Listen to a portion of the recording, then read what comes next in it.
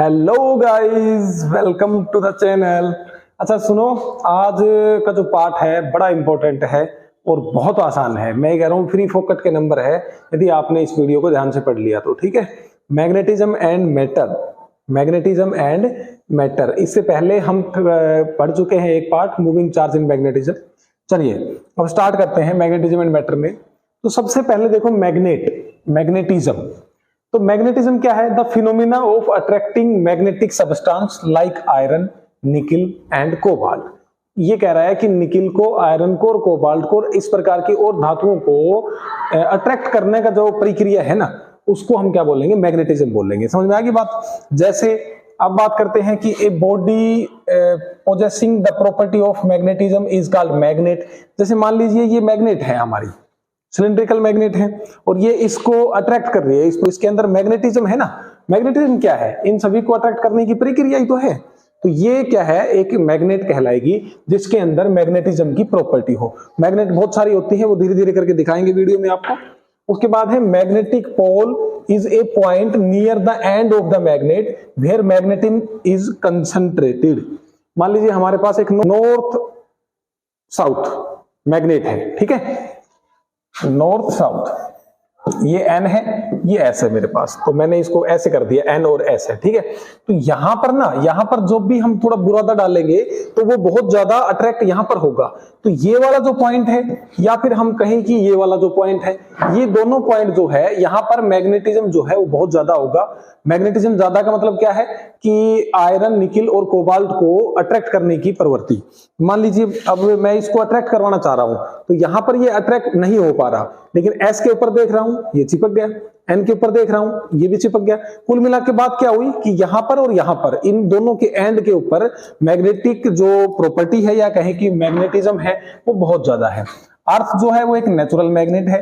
अर्थ हमारी जो होती है वो नॉर्थ और साउथ, ये दो पोल के आधार के ऊपर होती है, और हमेशा जो नेचुरल मैग्नेट होती है वो हमेशा नॉर्थ और साउथ पोल के अंदर एग्जिस्ट करती है, ठीक है। फिर है the region around the magnet in which it exert the force. ये बच्चे हम बता चुके हैं पिछले वाले पार्ट में। मैग्नेटिक फील्ड की परिभाषा है और कुछ नहीं है, किसी भी दूसरे ऑब्जेक्ट को अपने एक ऐसा क्षेत्र जिसमें दूसरे मैग्नेट की वजह से फोर्स एक्सपीरियंस होती है, उसको हम क्या बोलते हैं? मैग्नेटिक फील्ड बोलते हैं। इनकी कुछ प्रॉपर्टी है, जल्दी से पढ़िए, देखिए। A freely suspended magnet aligns itself along north south direction. अगर मैं इसके ऊपर धागा बांध के और इसको मैं छोड़ दूंगा तो ये हमेशा नॉर्थ साउथ डायरेक्शन के अंदर रहेगी। ये बात बड़ी इंपॉर्टेंट है, याद रखना। Unlike pole attract and like pole repel each other, ठीक है। ये छोटी सी वीडियो देखो। दोस्तों, जब हम दो अपोजिट पोल को एक दूसरे के पास लेके जाते हैं तो ये देखो एक दूसरे को अट्रैक्ट करते हैं, लेकिन जो सेम पोल है, सेम पोल को जब हम एक दूसरे के नज़दीक ले जाएंगे तो ये एक दूसरे को क्या करेंगे? रिपेल करेंगे। ऐसे ही एस में, ऐसे ही एन में। उसके बाद magnetic pole always exist in pair. Magnetic pole जो होते हैं वो हमेशा पेयर में एग्जिस्ट करते हैं, जैसे नॉर्थ है और साउथ है। बच्चे एक बात बताओ, यदि मैं इस मैग्नेट को बीचों बीच तोड़ दूं, तो अगर यहां से मैंने इसको ब्रेक डाउन कर दिया, फिर क्या होगा? यहां पर नॉर्थ था, जहां से तोड़ा है उसका वो हो जाएगा साउथ, ठीक है। उधर ऑलरेडी साउथ है, तो यहां जहां से टूटा था उस पे क्या हो जाएगा? नॉर्थ हो जाएगा। तो यहां से टुकड़े करने के बाद, मान लीजिए ये है, ये पूरी मैग्नेट थी मेरी ऐसे, ठीक है। अब ये पूरी मैग्नेट को मैंने बीचों बीच तोड़ दिया। अब ये एन था, यहां पर एस था, तो जैसे ही मैंने इसको तोड़ा तो ये एन, ये एस, अब ये एन और ये एस बिल्कुल ऐसे हो जाएंगे। देखो हो गया कि नहीं? N S N S. तो ओ भाई ये क्या है? जब भी हम इसको ब्रेक डाउन करेंगे तो ऐसे हो जाएगा। अब बात सुनिए, magnet can induce magnetism in other magnetic substance. इसका मतलब यही है कि एक मैग्नेट को दूसरे मैग्नेट के पास जब हम लेके जाते हैं तो इनके बीच में मैग्नेटिज्म बनता है, या तो ये अट्रैक्ट करेंगे या एक दूसरे को क्या करेंगे? रिपेल करेंगे। उसके बाद एक बात और देखो, कह रहे repulsion is the surest test of the magnetism. यदि कोई भी दो बॉडी एक दूसरे को आपस में रिपेल कर रही है तो क्या हम श्योर हैं इस चीज के लिए कि उसके अंदर मैग्नेटिज्म है? देखो इसको पढ़ो। A magnet attract iron rod as well as the opposite pole of the magnet.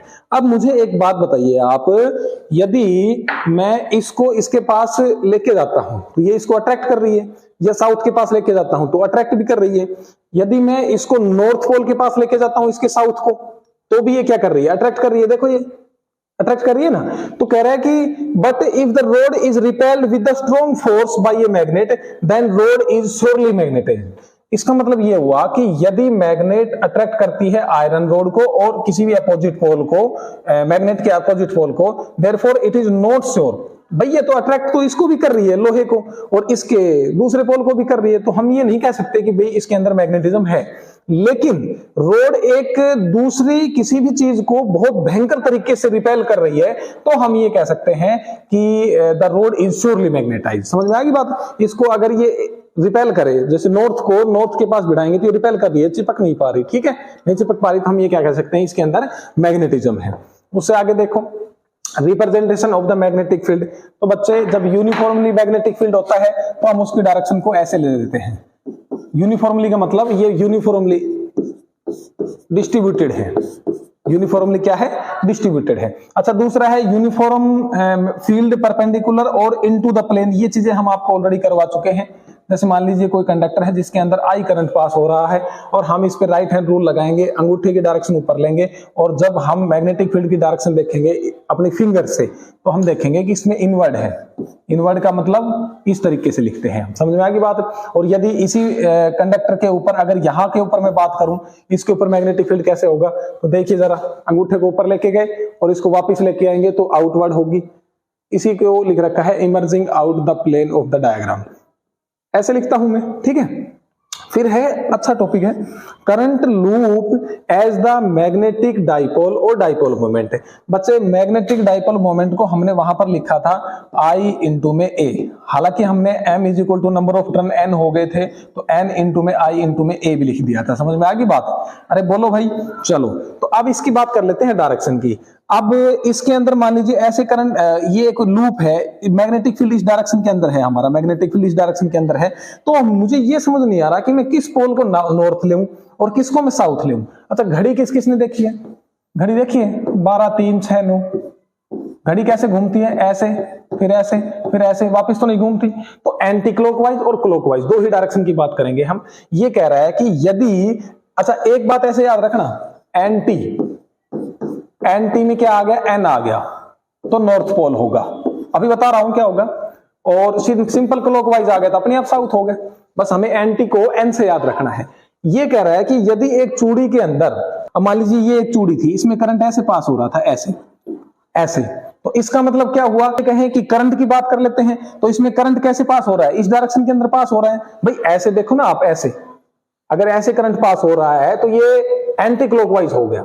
अब एंटी क्लॉकवाइज हो गया तो वो पोल कौन सा कहलाएगा, नॉर्थ पोल कहलाएगा। तो मेरे पास ये पोल क्या होगा, नॉर्थ होगा। इस लाइन को थोड़ा सा ध्यान से पढ़ेंगे हम, और देखो ये लाइन क्या कह रही है कि when we look at any one side, किसी भी एक साइड में हम देखते हैं, तो द लूप कैरिंग करंट, तो लूप के अंदर करंट है, ये तो किसी भी साइड से देख लो आपको दिख जाएगा। If the current is in the anti clockwise direction, current anti clockwise direction के अंदर है, घड़ी घूमती है ऐसे और करंट है इस डायरेक्शन के अंदर, then that side of loop behaves like magnet north pole. तो जब एंटी क्लॉक, जिस डायरेक्शन से हम देखें और करंट हमें एंटी क्लॉकवाइज नजर आए, तो जिस डायरेक्शन से हम देख रहे हैं वो नॉर्थ पोल होगा। और इसके दूसरी बात क्या है, if the current is clockwise then the direction of that side is behaves like a magnetic south pole. तो ये बहुत सिंपल सी बातें थी, मुझे उम्मीद है कि आपने ये चीजें लिख ली होंगी, ठीक है। अब बात करते हैं हम बार मैग्नेट की। बच्चे देखो, बार मैग्नेट क्या होती है, एक चुंबक है, उस चुंबक के अंदर दो पोल होते हैं, एक नॉर्थ है एक साउथ है, ये सारी चीजें आपको पता ही है। ये देखिए जरा, ये नॉर्थ है ये साउथ है, हमने एक चुंबक ले ली, तो इस चुंबक के ऊपर सबसे ज्यादा मैग्नेटिज्म कहां होता है, कहीं ना कहीं इस बिंदु के ऊपर होता है, ठीक। अरे ये बन तो रहा है डायग्राम, एक ये नॉर्थ ले लिया एक साउथ ले लिया। तो इसमें देखो दो तीन चीजें पढ़ते हैं। The line joining the poles of the magnet is called magnetic axis, ये हमारी मैग्नेटिक एक्सिस है, ये दोनों पोल को बीचों बीच जोड़ रही है, इसको मैग्नेटिक एक्सिस नाम दे दिया। दूसरा है the distance between the pole of the magnet is called magnetic length. देखो ये जो पोल है ना, इसको हम पोल नाम दे रहे हैं, ये मैग्नेट के बिल्कुल कोने पे नहीं होता, मैग्नेट के कोने पे नहीं होता, यहां पर जहां एन लिखा हुआ है यहां पर पोल है, जहां पर एन लिखा हुआ है, जहां एस लिखा हुआ है वहां पर पोल है। तो इन दोनों पोल के बीच की दूरी, इन दोनों पोल के बीच की दूरी को हम क्या कहेंगे, मैग्नेटिक लेंथ कहेंगे। और उस मैग्नेट की मैग्नेटिक लेंथ क्या कहलाती है, इन दोनों पोल के बीच की दूरी। अब एक और लेंथ होती है the distance between the end of the magnet. अब देखो एंड की अगर बात करें तो एंड तो ये है और एंड ये है, इन दोनों एंड के बीच की दूरी को अगर हम फुटे से नापें तो वो हमारी कहलाएगी ज्योमेट्रिकल लेंथ। क्या कहलाएगी बच्चे, ज्योमेट्रिकल लेंथ। तो इन दोनों में कंफ्यूज नहीं होना कि मैग्नेटिक लेंथ क्या है और ज्योमेट्रिकल लेंथ क्या है। ज्योमेट्रिकल लेंथ है पूरे के पूरे मैग्नेट की दूरी, ठीक है, दोनों एंड के बीच की। और दोनों पोल के बीच की अगर डिस्टेंस ले ली जाए तो मैग्नेटिक लेंथ होती है। बेटा कई बार ना इनके रेशियो के बारे में थोड़ा बहुत क्वेश्चन आ जाता है, तो वो रेशियो इनका होता है 0.84। इसको याद रखना, भूल मत जाना, ठीक है। The ratio of the magnetic length and geometric length is near by कितना होगा बोलो, 0.84। अब बात करते हैं मैग्नेटिक डाइपोल मोमेंट। वैसे देखो हमने टाउ पढ़ा था m क्रॉस b, यहां पर m क्या था, मैग्नेटिक डाइपोल मोमेंट था। टो की वैल्यू पढ़ी थी कि नहीं पढ़ी थी, बोलो भाई, ठीक है। तो इससे हम इसकी यूनिट भी निकालेंगे और मैग्नेटिक डाइपोल मोमेंट को भी समझेंगे। अच्छा, आपने इलेक्ट्रिक चार्ज एंड फील्ड वाला पार्ट पढ़ा होगा, उसमें क्या होता था, दो चार्ज थे, एक माइनस क्यू एक प्लस क्यू। इन दोनों के बीच की दूरी कितनी होती थी हमारी, 2l होती थी। तो मैं p को लिखता था q इंटू में 2l। ये था हमारा इलेक्ट्रिक डाइपोल मोमेंट था। अब यहां पर जैसे चार्ज को Q से डिफाइन किया है ना बच्चे, उसी प्रकार मैग्नेटिक डाइपोल मोमेंट को, या फिर हम ये कहें कि ये जो पोल है इनके मैग्नेटिक मोमेंट को स्मॉल m से, इनकी पोल स्ट्रेंथ होती है। जैसे यहां पर चार्ज Q था, इनकी पोल स्ट्रेंथ क्या होगी, m होगी। और इन दोनों के बीच की दूरी मान लीजिए l ले ली जाए, तो मेरे पास magnetic dipole moment capital M को लिखूंगा पोल स्ट्रेंथ इंटू में 2l। पोल स्ट्रेंथ इंटू में क्या लिखूंगा बच्चे, 2l लिखूंगा। और यही मैंने लिखा है m is equal to small m into में 2l। इन लाइनों को पढ़ो जल्दी से। A pair of magnetic pole of equal and opposite strength. Equal and opposite का मतलब क्या होगा, एक नॉर्थ है एक साउथ है। वहां पर क्या होता था, एक प्लस क्यू चार्ज था एक माइनस क्यू चार्ज था, ठीक है। Separated by a finite distance, वहां पर दोनों चार्ज कितने डिस्टेंस से थे, 2l थे। यहां पर भी हम कितना मान लेते हैं, 2l ले लेते हैं, ठीक है। is called magnetic dipole. The magnitude of the dipole moment is the product of pole strength m and the distance separated by them is 2l between the poles. तो m की वैल्यू क्या हो जाएगी, m इंटू में 2l। अच्छा, यहां से अगर यूनिट की बात करें, यूनिट क्या होगी बताइए जरा, इधर लिखो जरा, m is equal to tau upon में b हो गया। तो टो की यूनिट क्या होगी मुझे बताओ, फोर्स गुणा में परपेंडिकुलर डिस्टेंस। फोर्स गुणा में परपेंडिकुलर डिस्टेंस, b क्या है, मैग्नेटिक फील्ड है। फोर्स की होगी न्यूटन, परपेंडिकुलर डिस्टेंस की मीटर, अपॉन में वेबर। अपॉन में क्या हो जाएगी बच्चे, वेबर। मैग्नेटिक फील्ड की यूनिट क्या होती है, weber. We have already discuss about this. अच्छा, एक यूनिट तो ये होगी। दूसरी अगर यूनिट की बात करें तो ये होगी हमारी एम्पियर मीटर स्क्वायर। क्या होगी, एम्पियर मीटर स्क्वायर। वो कैसे होगा, क्योंकि m इज इक्वल टू क्या होता था, n इंटू में i इंटू में a। n तो नंबर ऑफ टर्न थे, हालांकि होता तो m is equal to i into में a ही था। तो a की क्या हो जाएगी बोलो, एम्पियर इंटू में a, इसका क्या हो जाएगा, एरिया, मीटर स्क्वायर हो जाएगा। तो ये इसकी यूनिट है एम्पियर मीटर स्क्वायर। इसको थोड़ा सा ध्यान से लिखना। फिर है the direction of the magnetic dipole moment from south to north. बच्चे ये बात हम वहां पर भी चार्ज में भी बताते थे। तो साउथ से नॉर्थ के अंदर इसकी डायरेक्शन होती है। यदि चुंबक के भीतर की बात की जाए, बाहर कुछ और होंगी, बाहर नॉर्थ से निकलेंगी और साउथ में घुसेंगी। उनका हम एक प्रैक्टिकल भी करेंगे छोटा सा, मैं वीडियो डाल दूंगा उसकी। नॉर्थ से निकलेंगी साउथ में घुसेंगी, लेकिन अगर अंदर की बात की जाए तो साउथ से नॉर्थ होगी। साउथ से क्या होगी बच्चे, नॉर्थ होगी। ओके, तो ये थी। आगे बात करते हैं हम कूलम्स लॉ इन मैग्नेटिज्म। इसको ना हम इस चैप्टर को रिलेट करके पढ़ेंगे इलेक्ट्रिक चार्ज एंड फील्ड वाले पार्ट से। बिल्कुल एज इट इज है, कुछ भी फर्क नहीं है। क्यू की जगह तो एम ले लिया, वहां चार्ज था, यहां पोल स्ट्रेंथ ले ली, ठीक है। कूलम्स लॉ क्या कहता था, directly proportional to to charge Q1 and Q2 inversely proportional to R square. यहां पर कूलम्स लॉ इन इलेक्ट्रोस्टैटिक था, ये कूलम्स लॉ इन मैग्नेटोस्टैटिक हो जाएगा। दो चार्ज थे separated by a distance r, यहां पर दो पोल स्ट्रेंथ है separated by a distance r। इसको डायरेक्टली प्रोपोर्शनल और इनवर्सली प्रोपोर्शनल कर दो, तो F directly proportional to m1 m2 upon में r स्क्वायर। बच्चे वहां पर आ जाता था K, कूलम्स कांस्टेंट बोलते थे। यहां पर K की बजाय चलो K ही ले लेते हैं, m1 m2 अपॉन में r स्क्वायर। यहां पर K की वैल्यू क्या थी बताइए जरा, 1 अपॉन में 4 पाई एप्सिलॉन नॉट। यहां पर K हो जाएगा म्यू नॉट अपॉन में 4 पाई, म्यू नॉट अपॉन में 4 पाई। तो हम गोज लॉ इन मैग्नेटोस्टैटिक कैसे पढ़ेंगे, म्यू नॉट अपॉन में 4 पाई m1 m2 बटे में r स्क्वायर। म्यू नॉट क्या है, परमिएबिलिटी है। क्या है? परमिएबिलिटी। हम इसके बारे में डिस्कस कर चुके हैं। तो म्यू नोट की वैल्यू होती है 4 पाई इंटू में 10⁻⁻⁷, जो कि यहां पर लिख रखी है टेस्ला मीटर एम्पियर -1। ठीक है, तो वेक्टर फॉर्म में लिखेंगे तो आर कैप आ जाएगा, क्योंकि ये पोजीशन वेक्टर है। वहां पर भी तो हमने वेक्टर फॉर्म में लिखा था, आर कैप इसकी डायरेक्शन शो कर देगा। अब आर कैप क्या होता है मुझे बताओ? आर वेक्टर अपॉन में उस वेक्टर का मैग्नीट्यूड। तो इसको जब हम खोलेंगे तो आर वेक्टर अपॉन में उसका मैग्नीट्यूड स्क्वायर ऑलरेडी है, तो ये कितना हो जाएगा? 3 हो जाएगा। यही लिख दिया हमने। समझ में आई ये बात? बोलो भाई।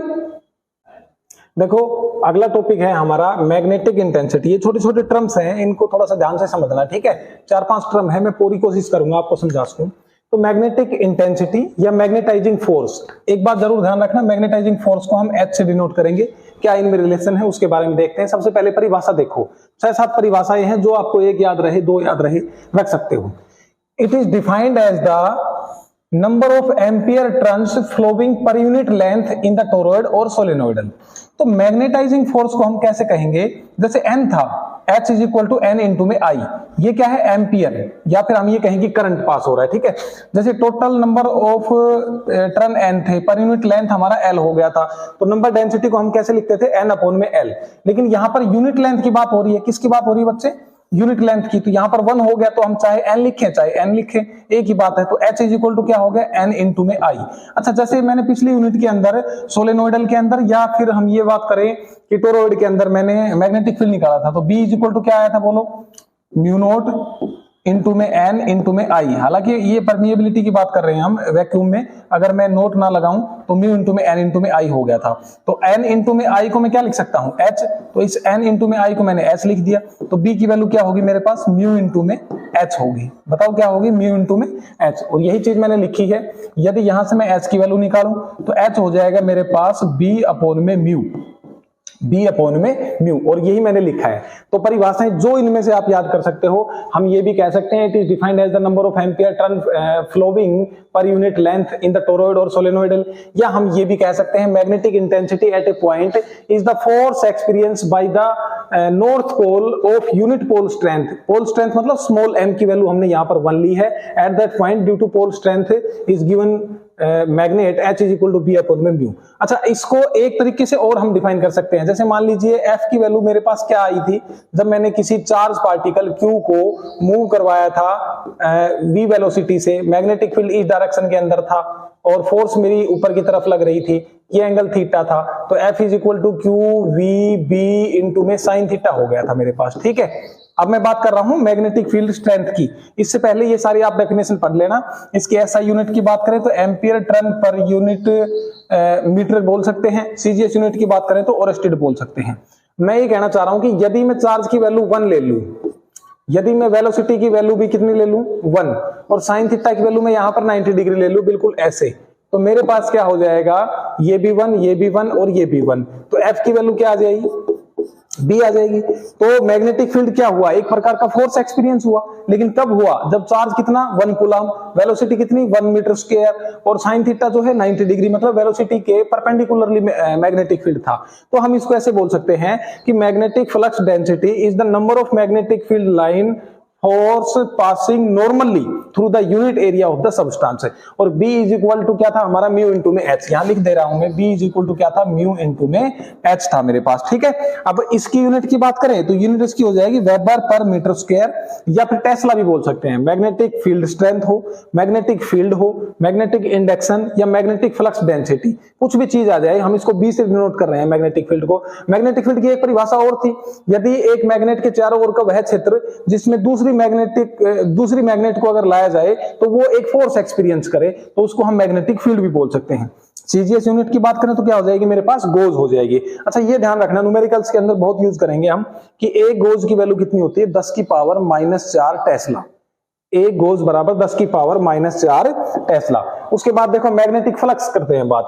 जैसे मान लीजिए किसी पार्टिकल के ऊपर चार्ज Q था और इसमें से कितनी field line, electric field line pass हो रही थी, उसको मैंने इलेक्ट्रिक फ्लक्स बोला था। ठीक है, और E इंटू में DS कह दिया था। DS मेरे पास यहां पर N है, यहां पर S है, इनमें से मैग्नेटिक फील्ड लाइन ये पास हो रही है।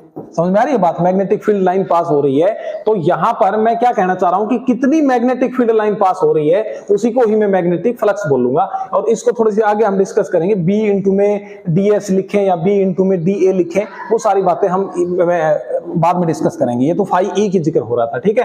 तो it is defined as the number of magnetic field line passing normally through the surface. Magnetic flux की अगर बात करें तो यूनिट क्या होगी बोलो, वेबर होगी। और B और H के अंदर हम रिलेशन डिसाइड कर चुके हैं, क्योंकि H की वैल्यू क्या थी मेरे पास, N इंटू में I थी। टोरॉइड के लिए, सोलेनोइडल के लिए मैग्नेटिक फील्ड की वैल्यू क्या थी, म्यू इंटू में N इंटू में I था मेरे पास। N I को मैंने क्या लिख दिया, H लिख दिया। तो B की वैल्यू क्या हो जाती है, म्यू इंटू में H हो जाती है। और मैग्नेटाइजिंग फोर्स की एक डेफिनेशन यहां भी आप निकाल सकते हो, it is the ratio of magnetic field and magnetic permeability. ये वैक्यूम में है या मीडियम में है या रिलेटिव है, वो बाद में डिस्कस करेंगे।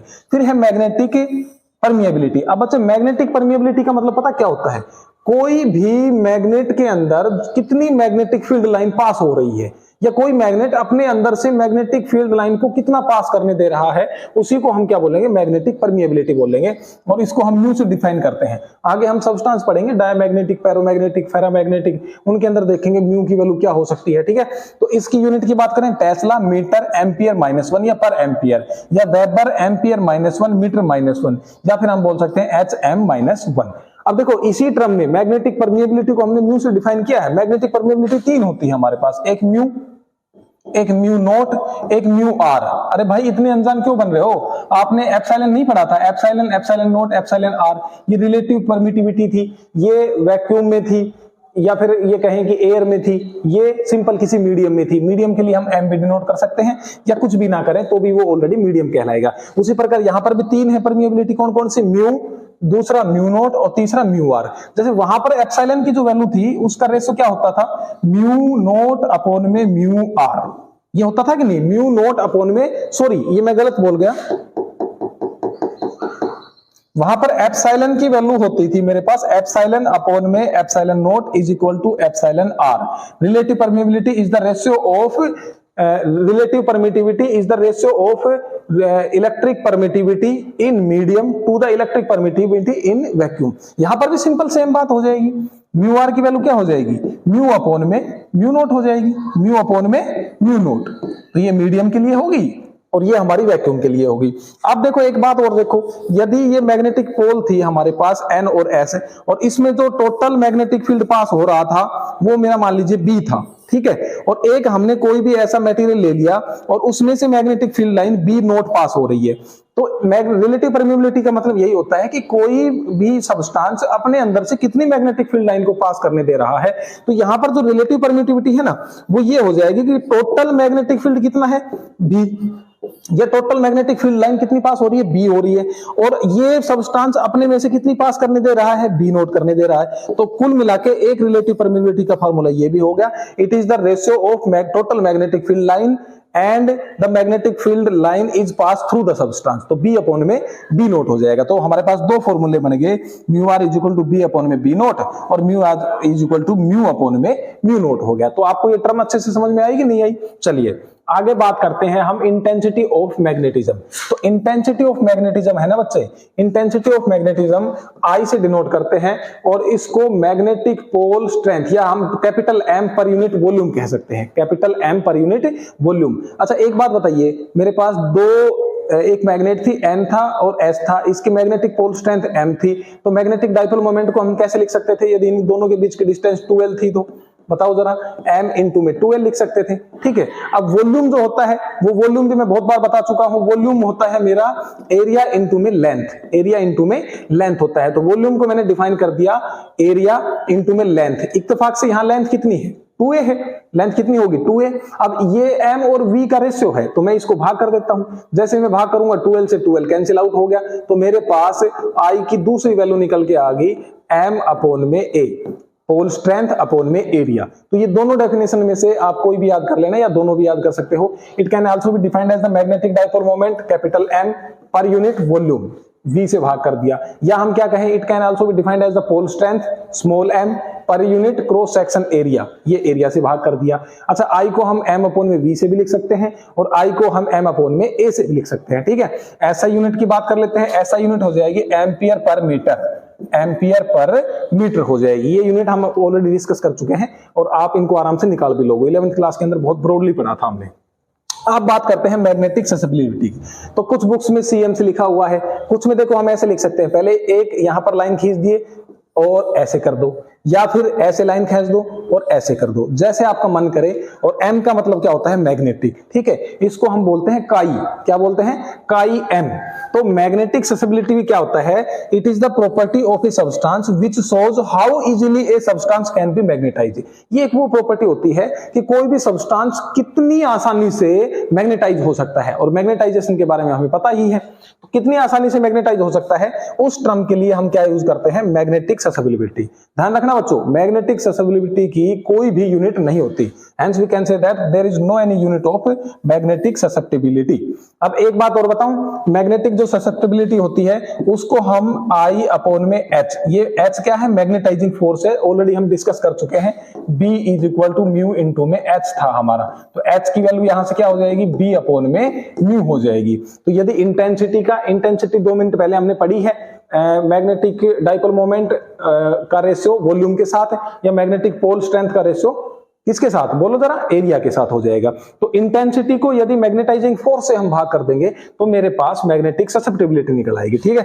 तो इंटेंसिटी को मैंने मैग्नेटाइजिंग फोर्स से भाग कर दिया तो मैग्नेटिक ससेप्टिबिलिटी निकलेगी। इसको हम काई एम से ही लिख देंगे, ठीक है। अब रिलेशन की बात की जाए किस किस के बीच में? Magnetic permeability mu r, magnetic को कहेंगे या रिलेटिव कहें? मैग्नेटिक रिलेटिव परमिएबिलिटी और ससेप्टिबिलिटी। तो ये आप अच्छे तरीके से ध्यान रखना, इसका फॉर्मूला होता है mu r is equal to 1 plus का काई एम, 1 प्लस का काई एम। यदि यहां से न्यूमेरिकल्स में यूज करेंगे हम, यदि किसी की सब्सटेंस की हमें रिलेटिव परमिटिविटी दे रखी है, या फिर हम ये कहें कि म्यू आर की वैल्यू क्या होती है? म्यू अपॉन में म्यू नोट दे रखा है।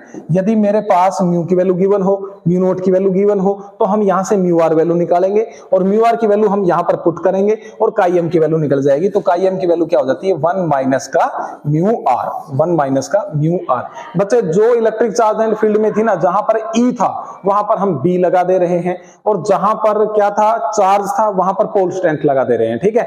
जैसे इलेक्ट्रिक फील्ड की बात करें, इलेक्ट्रिक फील्ड क्या था?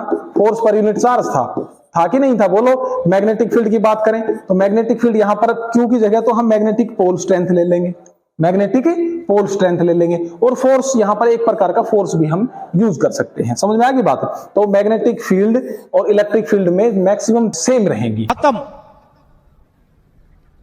बाय बाय, टाटा, गुड बाय, गया।